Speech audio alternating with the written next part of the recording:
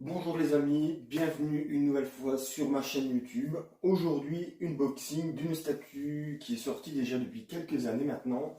Donc la Zod Prime One en forme humaine, sortie en 2019 je pense, 2020 il me semble, il y a peut-être déjà 3 ou 4 ans. Donc voilà, donc à cette époque, il fallait faire des choix. Je n'avais pas eu la possibilité de me la procurer, à très très grand regret. Et bien aujourd'hui, j'ai su mettre la main dessus à mon plus grand bonheur. Voilà, parce que déjà dans un premier temps, cette statue me faisait vibrer à chaque fois que je la voyais et je regrettais énormément de ne pas avoir pu la voir à ce moment-là. Et bon, j'ai profité d'une occasion que je ne pouvais pas laisser passer et j'ai pu enfin me procurer mon exemplaire du Zod forme humaine de chez Prime One à l'échelle 1 quart. Alors ben voilà, qu'est-ce qu'on peut dire déjà en fait, on voit déjà donc par rapport au box que c'est déjà une statue qui en impose. On est sur du 90 de haut et sur du 63 de large et du 45 de profondeur. Donc déjà un beau gabarit. Deuxième pièce sortie de Prime One sur la licence. Donc à savoir que la première c'était le Black Swordsman en échelle 1 quart de Guts. Et ici ils nous ont sorti donc après ce projet qui nous a mis le feu. Hein, en tant que fan Berserk, ça nous a mis vraiment le feu. Un Zod humaine, à ce moment-là, ben voilà, comme je l'ai dit tout à l'heure, je ne savais pas me le procurer, tout ça, etc., etc. Et je vais vous présenter, même si on ne le présente plus, mais bon, c'est aussi mon côté de vous faire partager un petit peu ma réception et de vous donner un petit peu mon point de vue sur cette statue. Celle-ci, ce n'est pas la version exclusive, mais bien la version régulière. Donc voilà, la différence de la version exclusive et la version régulière. Donc vous avez à la place ici de sa main, vous savez mettre donc un bras tenant un crâne de Kushan dans la main et également donc à sa main gauche donc une autre épée avec sa hache dans son fourreau. Donc voilà, c'est ce qui diffère un petit peu. Et je pense aussi qu'il doit peut-être avoir un HS supplémentaire, mais je ne suis pas sûr. Non, pas d'HS supplémentaire pour la version exclusive, mais par contre on a bien on a bien deux bras supplémentaires et un fourreau avec la hache à l'intérieur. Donc c'était la chose qui changeait sur la version Regular Rex vers la version X et très difficile à trouver à bon prix. D'ailleurs la Regular également, hein, mais ici, comme je vous ai dit, j'ai pu bénéficier d'une très belle opportunité. Et donc voilà. Donc pour les hardbox super bien détaillés, alors donc on a l'exécution de Prime One sur la droite, sur le haut l'emblème de la licence Berserk, ici la marque du sacrifice, tous les warnings qu'on peut retrouver sur les cartons, et ici encore une autre illustration donc, de Zod de forme humaine, donc de la statue en elle-même. Alors ensuite, ici, donc on a une box rouge avec une tête de Zod et de l'autre côté également. Donc voilà, on a aussi donc qui est toujours donné donc dans les colis qui contiennent les statues de Prime One. Donc on a toujours un petit catalogue, un petit dépliant avec les futures sorties et tout ça, etc. Mais celui date de, ben voilà, 2019. On est bien d'accord sur la date. Et ici, on a donc le petit dépliant qui est le mode d'emploi pour aider au montage de cette statue. Donc voilà, on va commencer tout de suite. Hein, on va commencer par la base et un petit peu, je vais vous expliquer un petit peu mon ressenti au niveau du travail sur la structure, sur le paint que peut refléter cette statue. Voilà, donc une base très lourde. À ce moment-là, Prime One faisait encore des socles pleins au tout début, donc ça pèse son poids. On a un décor donc rocheux avec des cadavres de Kushan, de chevaliers, non super propre, bien présenté. Et alors sur le dessous, donc on a Nosferatu Zod, Prime One Studio. Donc comme laisser le faire ce studio. Donc je pose la base parce que sincèrement elle est hyper lourde. On peut voir tout le travail sur la texture du sol, le paint, le travail de l'armure qui est super bien représenté avec tous ces dégradés, ces nuances. Non, sincèrement, Prime One a fait vraiment un truc de ouf avec cette statue. C'est vraiment remarquable le travail. On a vraiment l'impression d'avoir du vrai métaux un peu oxydé ici par moment. Donc on remarque des traces d'oxydation sur les casques. C'est vraiment super propre, super beau.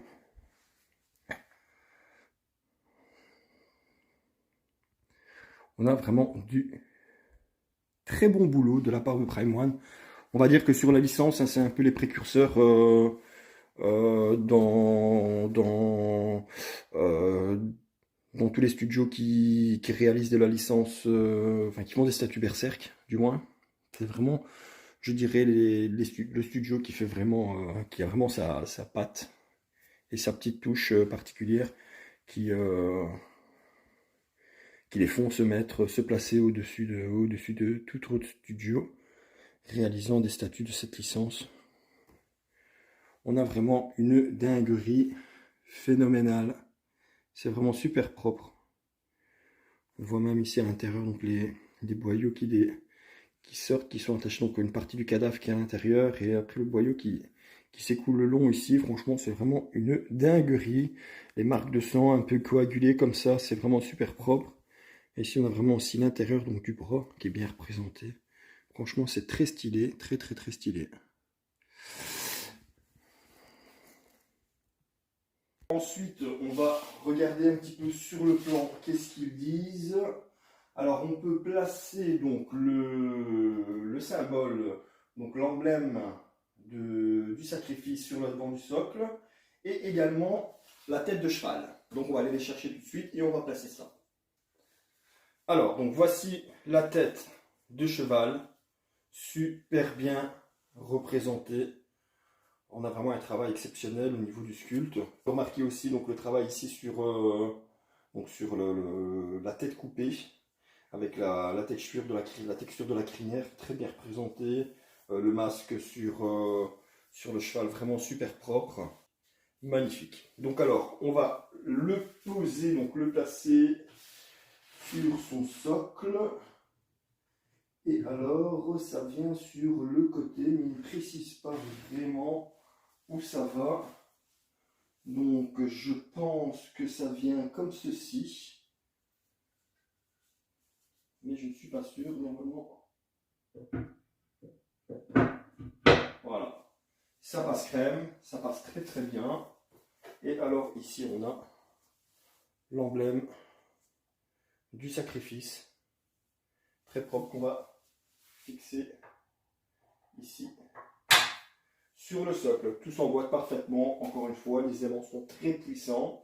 Donc maintenant, on passe au petit gantelet qu'on va venir placer ici avant de placer le Zod. Parce que donc, le gantelet est écrasé par le pied de Zod. Donc il y a une partie qui est aimantée sur le socle. Donc on va juste le poser et après venir placer le Zod.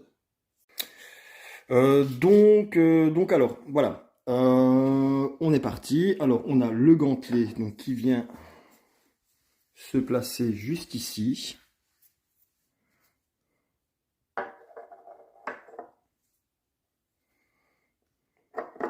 Voilà.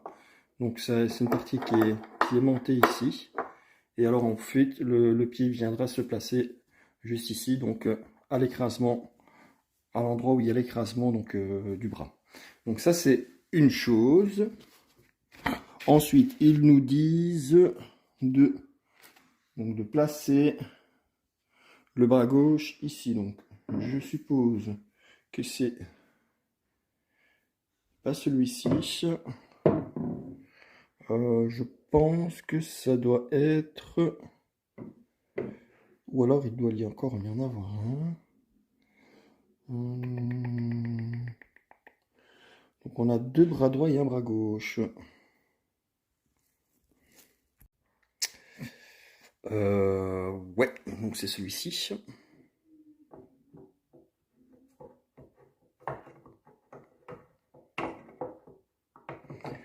chercher le bon emplacement. Voilà. Une fois qu'on a le bon emplacement, ça passe parfaitement. Voilà, donc ensuite, ils nous disent de placer le Zod. Alors, voici le bébé. Donc, on peut remarquer une texture de peau magnifique, des traces de sang par-ci par-là, une armure super bien détaillée. Donc, on a ici une jupette en peau de bête. Donc, il y en a une aussi qui reviendra ici sur le dessus. Super. Travail de dingue, encore une fois. Ça pèse son poids, donc je vais le placer tout de suite.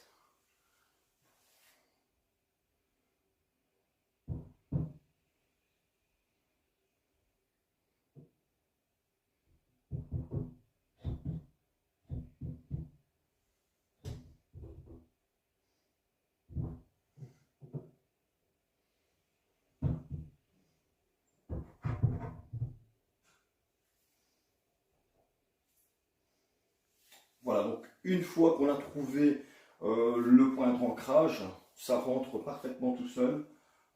C'est bien. On a de très belles jointures, de très belles jonctions, pardon. Non, c'est super propre, je vais vous montrer.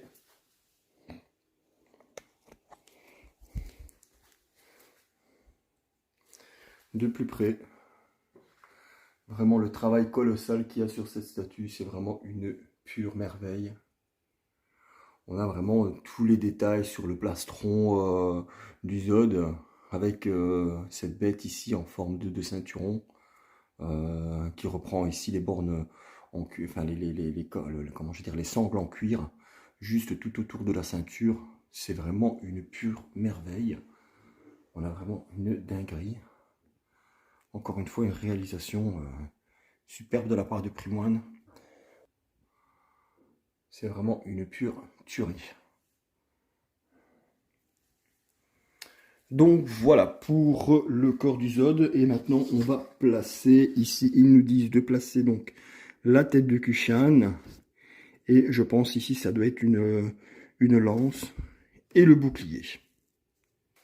Alors voici la tête de Kushan à placer sur le socle. Donc on voit encore le travail d'orfèvre de Prime One sur le travail de sculpture et de peinture, donc notamment sur le casque, sur les détails sur la cotte de maille qui est fixée donc sur le casque.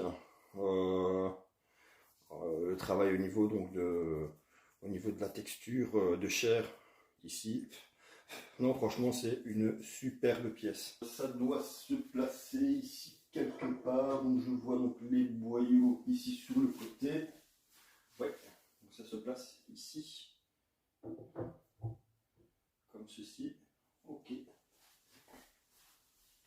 Alors ensuite, il y a donc la lance.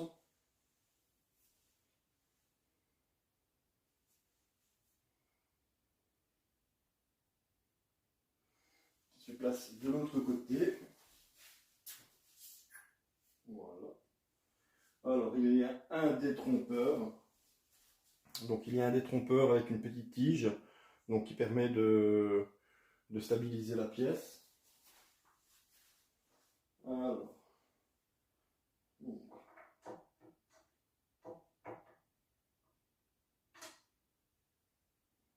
C'est comme ceci. Voilà, une fois qu'on a trouvé le bon ancrage, ça passe tout seul.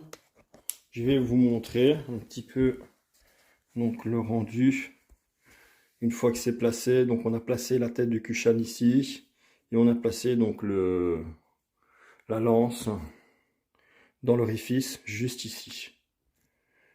Regardez-moi un peu ce travail sur le paint, sur le sculpte. Non, c'est vraiment une dinguerie. On ne peut pas dire la Prime One.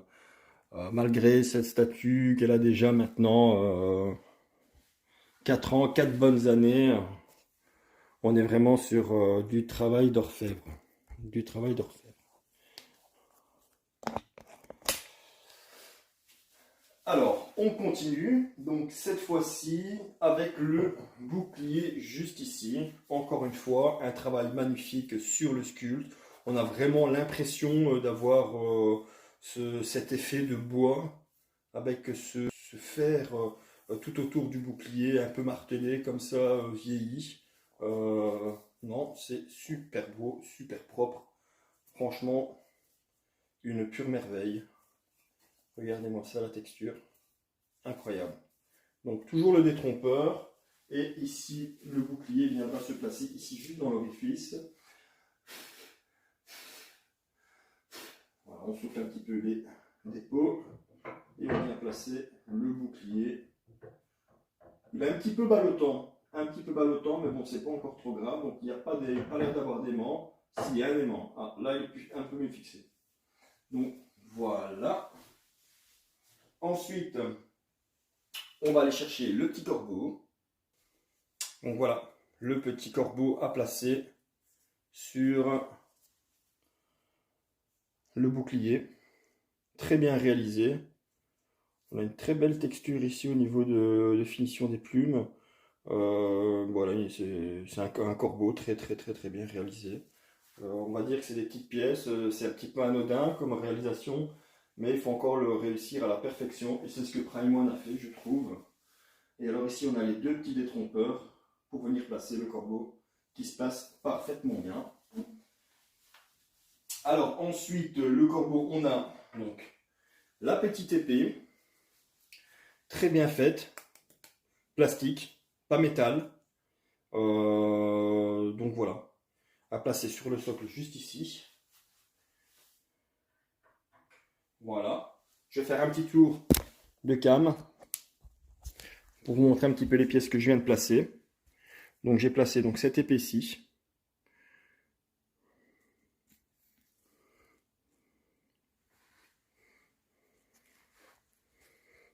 Et alors le bouclier avec leur corbeau juste ici.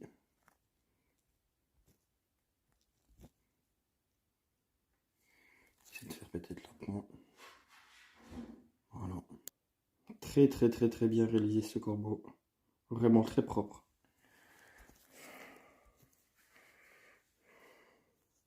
Vous voyez tout le jeu de texture ici. À l'arrière du bouclier. Franchement, c'est hyper sympa. Niveau structure, franchement, texture, structure, paint, hein, c'est vraiment une dinguerie. Alors on continue. Cette fois-ci, on va placer donc les parties de bras sur le cadavre de chevalier à l'arrière. Donc on a ces deux bras ici à placer. Donc encore toujours dans la même facture, le même sculpte, le même niveau de détail, le même niveau de paint aussi. On a vraiment quelque chose de super propre, super beau. Non, hein, les petits détails aussi au niveau donc des petites sangles pour tenir les parties d'armure. La cotte de maille à l'intérieur bien travaillée, avec un beau jeu de texture. Non, franchement, c'est hyper beau. Alors, on va placer ceci. On va d'abord déjà placer le bras gauche. Voilà. Juste avec d'une seule main. Ça passe crème. Et alors, on va placer donc le droit de l'autre côté.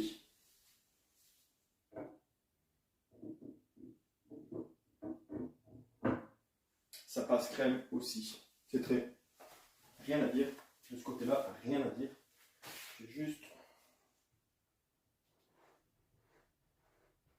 centrer un petit peu ma statue. Voilà. Ici, pareil. Voilà.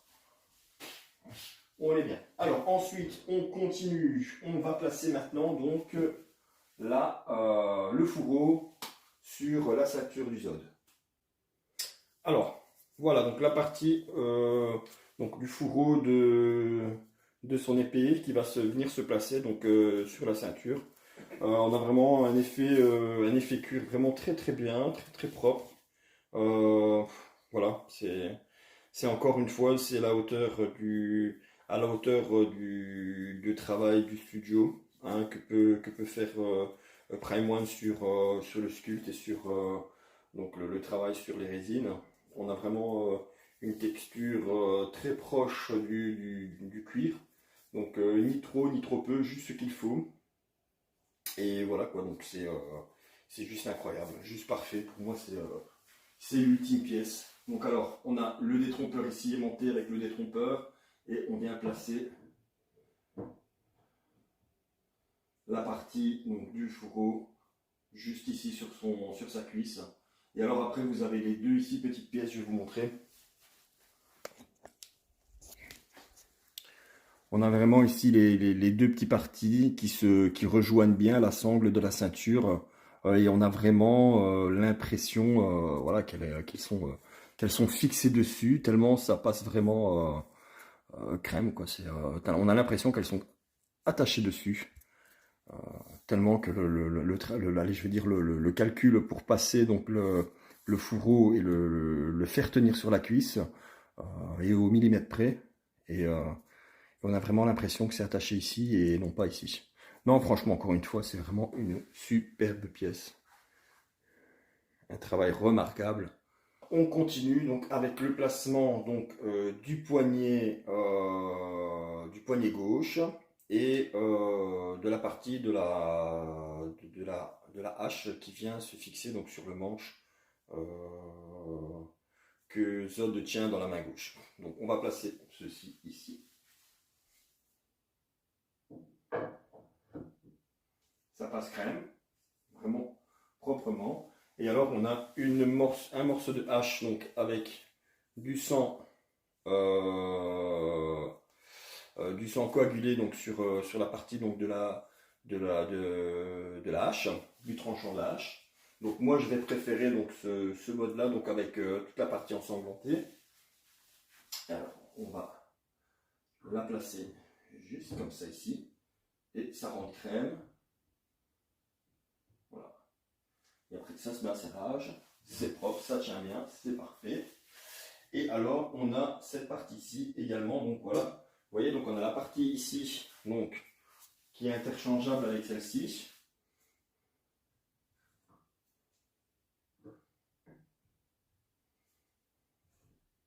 Voilà. Ou une partie, donc, avec du sang coagulé. Moi, personnellement, je préfère le sang coagulé. Hop.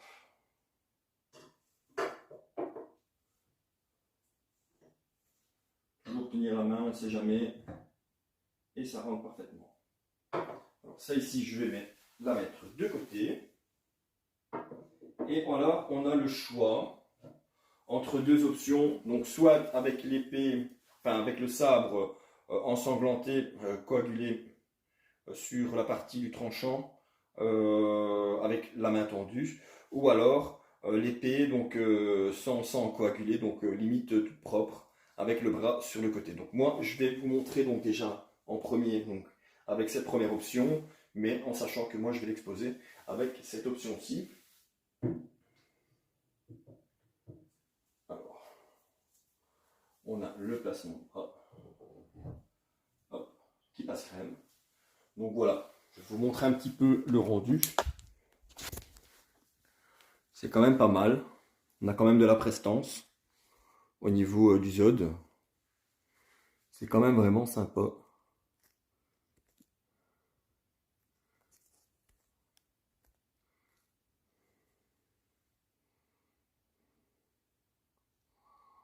On a vraiment quelque chose de super propre. Même au niveau du travail sur la texture, regardez-moi ça, le détail sur la sculpture avec toutes ces veines, ces plis de peau, au niveau donc du coude. Même au niveau de la main, on a l'impression d'avoir une vraie main, tellement c'est super bien réalisé.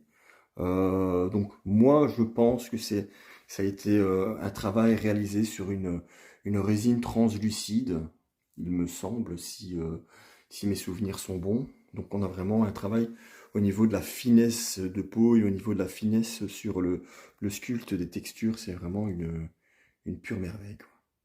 Vous voyez toutes ces stries au niveau donc des plis, au niveau des articulations, notamment sur la rotule et sur le coude. C'est très très très très beau. Donc voilà, donc ça c'est une première option, donc je vais l'enlever. Donc ça s'enlève parfaitement bien.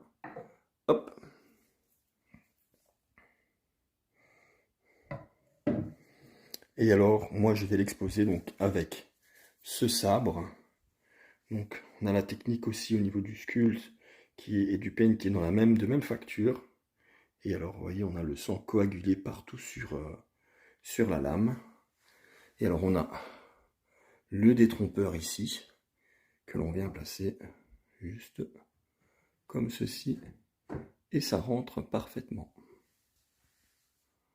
C'est vraiment une pure merveille. Donc, il faudra que je fasse attention à ne pas me la prendre en passant. Mais on est vraiment sur quelque chose de vraiment ouf. Niveau dimension, c'est vraiment dingue. Vous voyez, ça passe. Donc, mon meuble ici fait déjà 50. Fait déjà 50 de profondeur. Et là, on est plus ou moins, je vais dire, facilement du 70 cm de profondeur. Facile, hein. On va dire ça comme ça. Vous voyez un petit peu le rendu. Voilà, hyper badass du personnage. C'est une dinguerie. Donc, dans un premier temps, moi, je vais l'exposer comme ça. Et après, bon, je pourrai alterner le display en fonction de mes envies. Donc voilà, donc maintenant, ce qu'on va faire, c'est que il nous reste plus grand-chose à placer. Je vais vous montrer donc sur le plan. Il me reste encore le, comment je vais dire, la fourrure. Et après, placer les têtes au choix. Donc, savoir que moi je vais le préférer avec son sourire un peu démoniaque plutôt que son regard un petit peu plus docile, un petit peu plus gentil. Voilà, donc je vais aller chercher les têtes et on va placer ça tout de suite. Voilà, donc voici la fourrure à placer donc sur les épaules de Zod.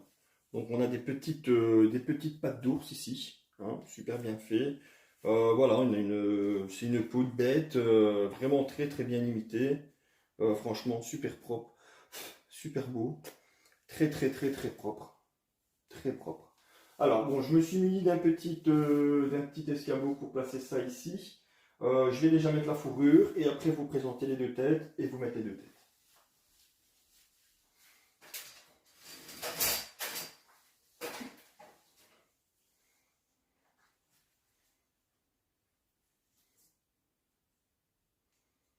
La fourrure est placée, c'est tout simple, ça passe crème.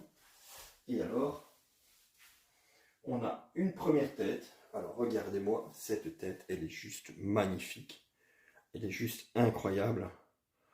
L'expression du Zod avec ses yeux rouges, les textures, les plis dans le nez, sur le visage de Zod pour montrer cette expression de détermination. Et alors après ce sculpte dans les cheveux qui est juste incroyable et juste parfait. Juste magnifique, pas de casse. On est d'accord, c'est vraiment une très très belle statue. Et franchement, quand j'ai pu mettre la main dessus, j'étais vraiment, mais vraiment aux anges. Donc voici la première tête. Donc ça c'est celle que je vais placer sur le Zod. Et je vais vous montrer la tête subsidiaire. Qui est une tête, bon, elle est super bien faite, hein, bien réalisée. Mais voilà, donc quand on voit donc la première tête avec toute la détermination du Zod, on se dit que ben voilà... non, non, non, franchement, c'est bien fait, c'est très bien fait, mais moi je préfère la tête un petit peu plus vénère. Et alors le même travail aussi au niveau du sculpte des cheveux, tout simplement remarquable. Donc cette tête-ci, je vais la mettre de côté, je vais essayer de faire attention à ne pas me prendre l'épée, et on va placer la tête tout de suite.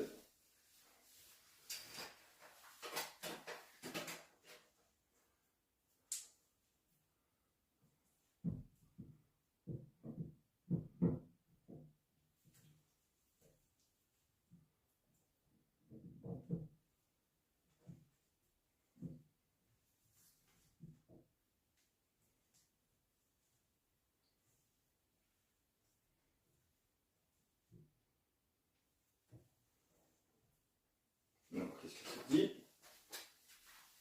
Est-ce que c'est correctement placé?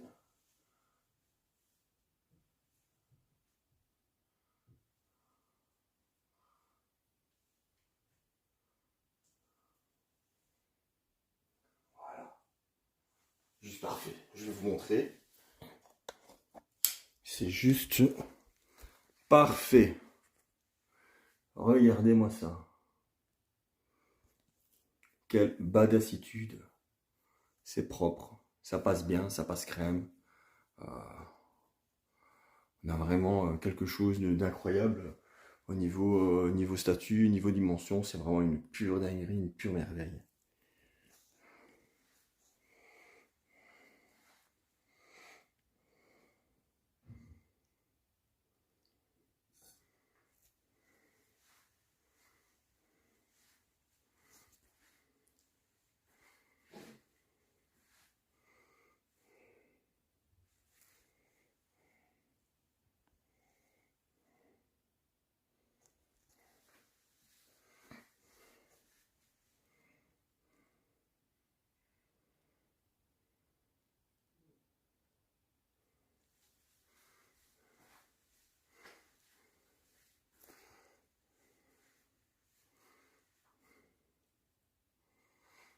Incroyable, même les jeux de texture ici, donc sur le ceinturon, les nervures dans le cuir, les petites boucles ici de ceinture. C'est incroyable. Et puis cette texture au niveau de, allez, je veux dire, on a vraiment l'impression que c'est une vraie, une vraie peau de bête. Non, franchement, c'est une dinguerie. Même le détail sur le socle, c'est juste oufissime.